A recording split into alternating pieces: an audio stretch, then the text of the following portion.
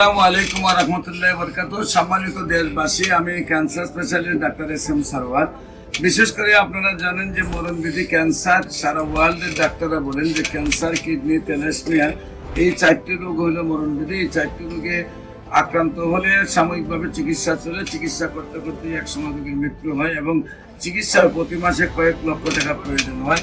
তেমনি আমরা একজন রোগীর সাথে আপনার রোগীর অভিভাবকের সাথে পরিচয় করে দিচ্ছি, যিনি শেরপুর সদরে হাসিমে আমাদের ক্যান্সার রোগী থেকে সুস্থ হয়েছেন।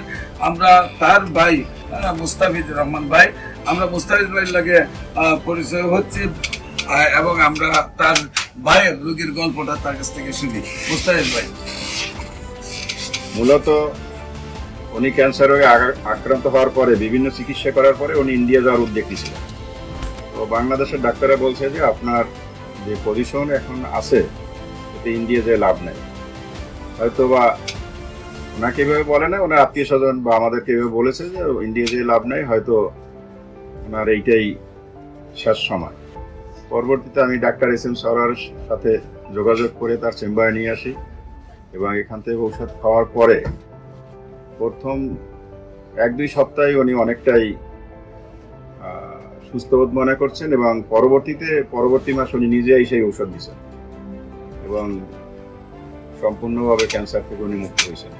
সম্মানিত দেশবাসী, আমি রোগী দেখি শনি, রবি, সোম সকাল 10টা থেকে বিকাল 5টা পর্যন্ত জাতীয় মসজিদ বাইতুল মুকাররমের মেইন গেট আল্লাহ লেখা বরাবর বাইতুল বিউলিপ্তের 11 এবং মঙ্গল, বুধ, বৃহস্পতি রোগী দেখি Habiganj bus stand popular general হাসপাতাল। আপনাদের সবাইকে আমাদের অফিস ভিজিট করার জন্য আমন্ত্রণ জানাচ্ছি। পাশাপাশি যে কোনো প্রয়োজনে স্ক্রিনে দেওয়া নম্বরে যোগাযোগ করেন। আসসালামু আলাইকুম ওয়া রাহমাতুল্লাহ।